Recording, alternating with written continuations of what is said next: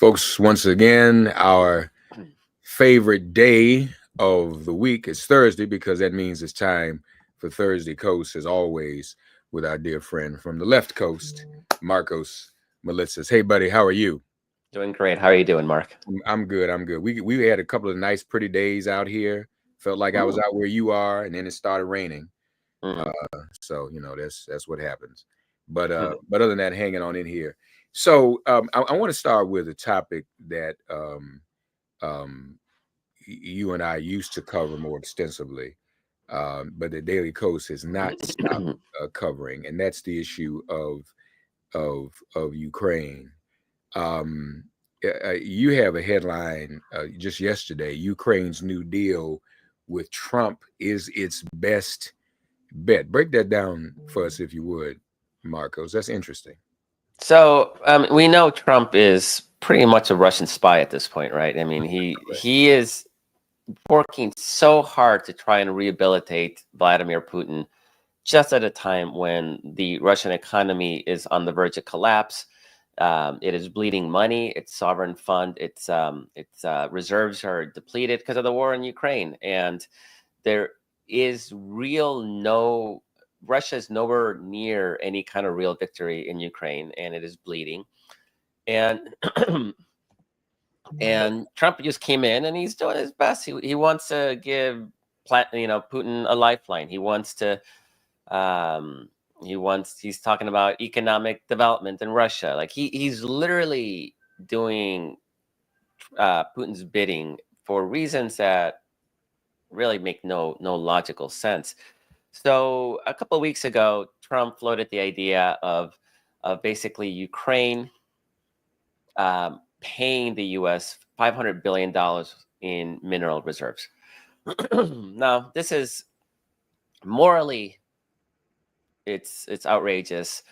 Um, it flies in the face of the reasons we were helping Ukraine, which was a defense of a democratic nation against a tyrannical, expansionist, um, colonialist Russia. But given the reality of the fact that Trump is basically Putin's lapdog, if he could, if Zelensky, if Ukraine could buy Trump's support, that would be what was best for Ukraine, given just the reality. Again, this is not an ideal situation. It's just the reality, the fact that we're stuck. Everybody's stuck with Trump for 4 years. So how do we make the best of that? And for Ukraine, the reality is that while Europe is, as from a GDP standpoint, from a population standpoint, is equal to the United States, the reality is that they have things like universal health care and social spending, and so their militaries are nowhere near their weapon stores are nowhere near the levels that the U.S. has, because we do not have universal health care and deep social spending. So Ukraine needs the United States, Mhm. particularly if there's any hope of victory. It could hold out for 4 years. A lot of people are going to die, though. Tens of thousands, hundreds of thousands of people would die writing it out. So the estimates are that Ukraine has about $15 trillion in mineral deposits. So if $500 billion was the price, I originally wrote 3 weeks ago, or whenever that was, 2, 3 weeks ago, I was like, pay it. Mhm. Particularly since Trump breaks deals all the time. Once you get a Democratic administration, you can renegotiate that stuff, or they can just renege because it's Trump. Um, so after that, the United States voted with Russia in the United Nations General Assembly, along with North Korea and other despotic regimes, on a bill so ridiculous that even China abstained and didn't vote in support of Russia. Trump called Zelensky, Ukraine's president, a dictator, Right, while right. refusing specifically to say that Putin was a dictator. He also said that Russia, that Ukraine was a reason that Russia invaded. So it was just like one Right. Kremlin talking point after another, puffing up Putin. The whole world's kind of looking, going like, what is happening? We're all thinking the same thing. It is absolutely embarrassing. It's just humiliating that now we're the bad guys, like we're Bond villains. And suddenly, a couple of days ago, news came out that there was an agreement. Right. And in this agreement, yeah. Like, what is this? Right. Because Zelensky actually called out Trump. He said, you're using Kremlin talking points. Like, so they were like sniping at each other. And suddenly there's a deal. And this deal does not include the $500 billion number. There's no number attached to it. And but it does say there's percentages, supposedly, that there's going to be a joint venture percentages. And, Trump's all happy. I think he's got a deal because he loves his deal. Already deal. Mark, I don't know what. There's no numbers attached to this thing. There's suggestions that the $15 trillion number is actually from Soviet era estimates, that there actually aren't real estimates, that rare earth minerals are very expensive to extract. So even if there's $15 billion, if it costs $18 billion to extract it, then there might not even be anything there. So we're not even sure what Trump is getting, but who cares? Like, he thinks he's getting it. Now, here's what's good about this deal is that most of those minerals are in Russia-occupied Ukraine. Those minerals are the reason that Russia invaded Ukraine.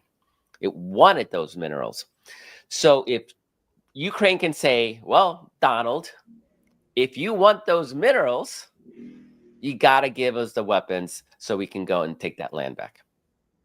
So that's sort of kind of the brilliant element of this. There is no U.S. profiting off Ukrainian minerals in the current status quo of this war. Ukraine has to get that land back. So now wait a minute now, because let me tell you what that sounds like to me.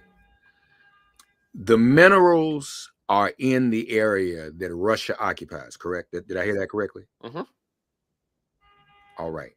So then and correct me if I'm going too far afield here. Does that mean that this is sort of a deal where you'll pay us? Trump is a middleman. This is a way to kind of redirect some kind of compensation back to Putin, since he doesn't get that land. I mean, because what does the United States need with that money? What does the United States need with those minerals, as a matter of fact? Mm-hmm. Am I making any sense? That's what is peculiar to me. Is this a save face sort of a thing for Putin? Well, listen, they don't want to get a land up. You're occupying the land. They want it back. So let's have them basically pay rent for it. Mm. Yeah, I don't. It's a little. I mean, obviously, can we ever know what Trump is thinking? Because his brain is Swiss cheese at this point. Because Trump just this week said he'd be happy to also ink a mineral rights deal with Russia, and Russia's actually sitting on that territory with those minerals. So the ideal situation is just that Zelensky then says, "All right, Mr. President, give us some Tomahawk missiles, give us all the armored vehicles, all the tanks, and we're going to get that land, and we're going to win this war, and then you get the great mighty America gets a profit, and you get a big statue in the center of Kyiv, gold one, just like the Gaza one in that horrific AI video. We'll give you your gold statue in the middle of Kyiv if you give us $500 billion in military aid." Yeah. I mean, and the more you say it, it sounds like maybe even Zelensky has outsmarted them. Yeah, because there's nothing. There's Trump gets zero unless Russia loses the war. And then you say that the mineral wealth is worth like trillions. I mean, the estimates are $15 trillion, although some people are casting doubt. Not so much that the minerals exist, it's just that the cost of extraction, depending on what kind of deposits they are, might be so expensive that you're not actually earning $15 trillion. So you got to pay to extract it and to refine it and to do whatever it is you got to do to make it marketable. Yeah, because I mean, if you got 15 trillion, hypothetically, if that's what it is, 500 What are we? What is he paying? 500 billion or 500 million? What? Well, no. It was originally, it was 500 billion was the demand. They took the number out, so there's actually no number anymore. And It's just vague. he's on his way here, isn't he? To talk about this, I think. Uh, Is he? yeah, I Because think I thought I heard Zelensky was coming. oh yeah, tomorrow, Friday. Yeah. So So we'll know it's more details tomorrow. We still nobody's seen. I've been looking. Nobody's leaked it yet. so putting that in the context of any negotiations that are supposed to be happening, but which negotiations which have been happening without Zelensky, I presume he's going to say, "Listen, I'm going to give you this cash, but y'all going to let me at the table or something, right?" I mean, I can't imagine he's going to go along with not being at the table, the so-called peace negotiation table. Oh yeah. Is that Yeah. It's. I mean, Trump's got this his negotiating style right now. At least this time, it's just to be belligerent, right? Is do what I want, or I'm going to do tariffs, and he thinks that's negotiating as opposed to bullying and threatening behavior, and that's I don't know. I didn't read the art of the deal, but I suspect that that's not what the art of the deal was about. Um, if Trump wants that land, I mean, there's two ways he can go about it. He can go to Russia and he can say, "Get off that land, or I will threaten, do whatever." Can't threaten tariffs because there's already a trade embargo on Russia. But maybe knowing Trump, he might say, "I'll sign the same deal with you, and then whoever wins, you give me those minerals." He could do. I mean, I wouldn't put it past Trump to sign the same deal with Putin. But yeah, hopefully he's properly incentivized to actually, because what might happen is that Trump decides to be all belligerent with Russia and said, get out, and maybe he'll try to come up with a quote compromise and say you can keep Crimea, but you got to get out of eastern Ukraine. And when Putin's like, "No, we're not leaving," then Trump gets all angry and actually starts flooding Ukraine with. And we're not talking about. I mean, the U.S. is sitting on like 5,000 Abrams tanks, just sitting in a desert doing nothing, just in storage. It's got another like 5,000 armored vehicles, Bradleys. The U.S. has a lot of surplus supplies. So even when you say we're providing you with $100 billion in military aid, really what you're doing is you're just pulling out old stuff from storage, and it actually saves the U.S. money because you don't have to pay to keep this stuff in storage anymore. That's all we're asking for. I mean, Ukraine's made great use of 30-year-old NATO equipment. Just empty out the stores. This is what Biden should have done, and was too afraid to do it. why? And Why, Markos? Why was he afraid to do that? because Putin would do a red line and threaten nuclear war. And instead of calling his bluff, there was never going to be no freaking nuclear war, because every red line has been busted. They weren't supposed to give money. You weren't supposed to do long range artillery. You weren't supposed to do long range rockets. You weren't supposed to send them F-16s. Each one of those was supposedly a red line by Putin that would lead to nuclear war. None of them did. Of course not. Putin doesn't want to die in a nuclear holocaust. So he was afraid. He just was afraid. And then the other piece just is that the Biden administration and that sort of his foreign policy crew was afraid of Russia breaking up. If Putin loses big and he is ousted, could Russia maintain the federation? Russia, just like the Soviet Union was a federation of 16 Soviet states, Russia is a federation of like 30 Russian states, and most of them have their own identity, their own cultures, and a lot of them are Muslim. A lot of them are completely, different religion. It could splinter, and everybody's afraid of what might happen if suddenly you have 13 new countries with nuclear weapons and unstable governments, and so Trump doesn't think that, right? Trump's not like. No. So there is a sense of dread at the unknown, and in foreign policy, you almost always like the devil, to the devil you don't know. That's why,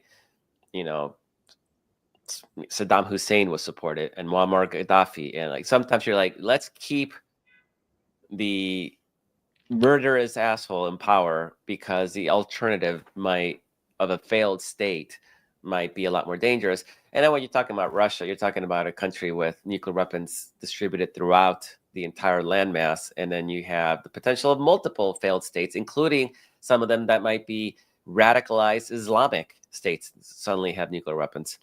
And then that's not something that the CIA or the United States government wants. I don't know. I'm gonna mess with you. I don't know if you realize what you just said. When you were talking about the tanks, it may have been Freudian. You said that's all we were asking for. So clearly, we know your loyalty, which is good. I'm just messing with Oh, you. ain't hiding that. Yeah. Ain't never hit it. Never hit it. No, I love it. He said that's all we're asking for, Marcus. Tanks. Yeah. So if media either Fox watches Markos and Daily Coast want tanks, y'all. Yeah, if only. But before we leave Ukraine, and it's good we're talking about this because folks, honestly, the most consistent and prolific ongoing coverage of Ukraine has been with dailycoast.com. It's not even covered in the mainstream anymore like it was in the beginning. Just to close that out, Macron was just here in the United States.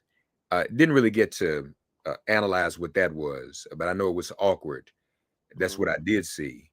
What is your, have you had a chance to assess where NATO is and how concerned they really are, or how nervous they really are about having a United States president in office who is a puppet, who is a foreign agent? I don't think he's ever going to go against Russia. I mean, I think you got to take it one day at a time. You're right.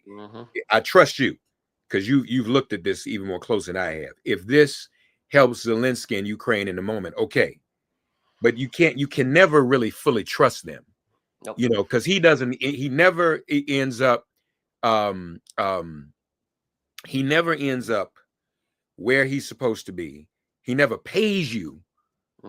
You know, if you were an attorney, Markos, if you were an attorney, he wouldn't pay. He just does not do that with anyone.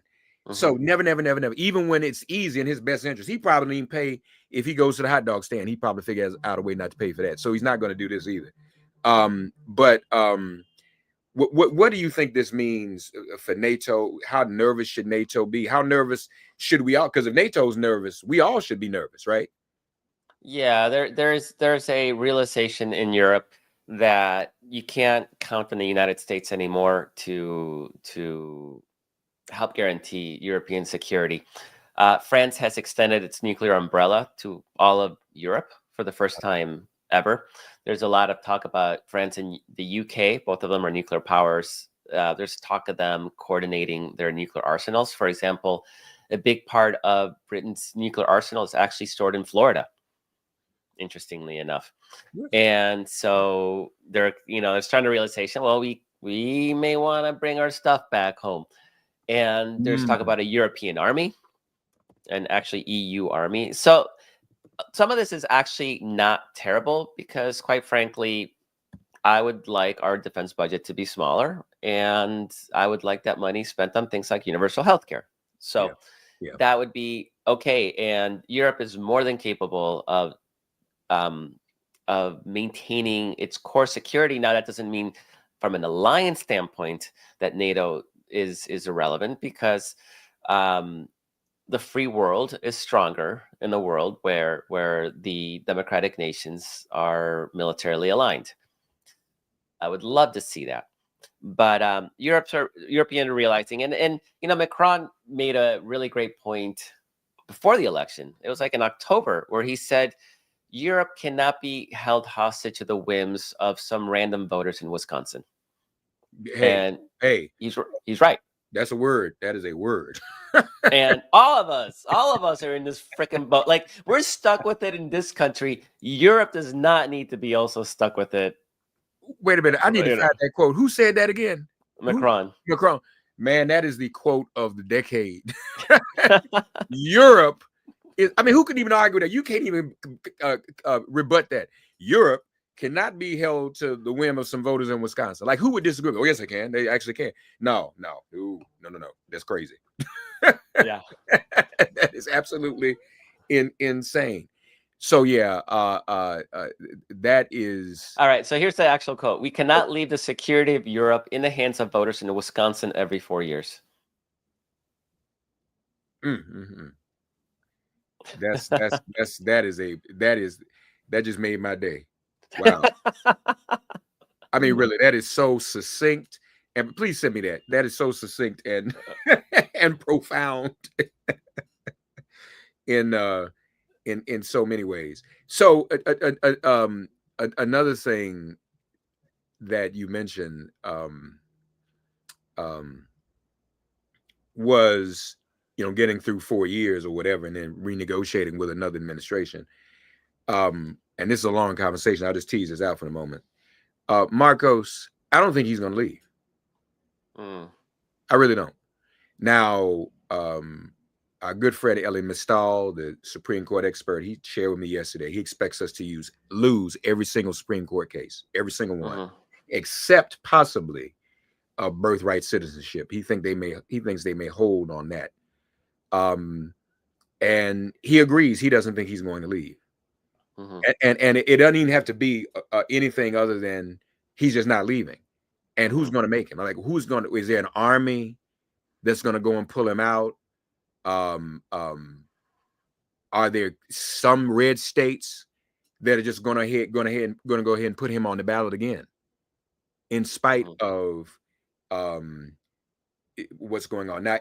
Someone else had told me that because the ERA was kind of unresolved, that the constitutional conventions from back then are still technically open, and they could easily be gone back into repeal the 22nd. Ellie told me yesterday that's not true. So hopefully he's right about that. So it won't be as easy to have another constitutional convention. But Yeah, it's hard for me to imagine that. I could see them trying to make the claim that he can run for another term because the prohibition is against, two terms next to each other, and which is bullshit. But I mean, there's no doubt he's not going to want to leave. I mean, he's calling himself a king, right, and he's putting up gold statues of himself, and which, by the way, conservative forums are like pissed at that. I mean, it's idolatry, right? Like it's his Christian people are not happy with that. So there is, I think there's cracks. I think people are going to turn on him hard within the next 6 months. Once some of these cuts and firings and egg prices and all these and tariffs hit, and he's not going to be in a place of having any real popular support. So the question then is the Republican Party going to go down with him or not? I still believe our institutions will hold enough. Okay. But I could be naive, but I just don't see a mechanism for him to stick around. And who would make him leave? I mean, I mean, the courts order him out. It could be the sheriff. I don't know. That'd be hilarious if he's evicted by some DC sheriff deputy. The DC sheriff marshal's office. You got to go.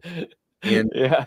Insane. Well, hopefully people will get rid of him. Markos also has a piece about the folks, the MAGA people, not really being enamored with his self-glorification. And all you Christian nationalists, I mean, who kind of like to be Old Testament.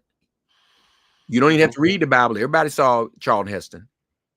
So, and what happened with the cows, the golden calf. So, hey, so yeah, folks, these are lots of contradictions. And we only need 10% of Trump voters to sour on him, and most of them won't. I mean, let's just be very clear. It's a cult. 10 of them say, "Oof, that was the wrong thing." 10% of Trump voters, that's 6 million voters. Yeah, more like 7 million voters. 10% of people who didn't vote, that's another 6-7 million. Yeah. If we can harness that, I mean, Republicans stand no chance. It'll be blowout. So yeah. That's what I'm hoping for. Thursday Coast, ladies and gentlemen, Markos Melissas. Be sure to go to dailycoast.com. Keep up with all the latest news and Markos's analysis as well. Thanks as always, buddy. Thanks so much. Catch you next week. Yes, sir.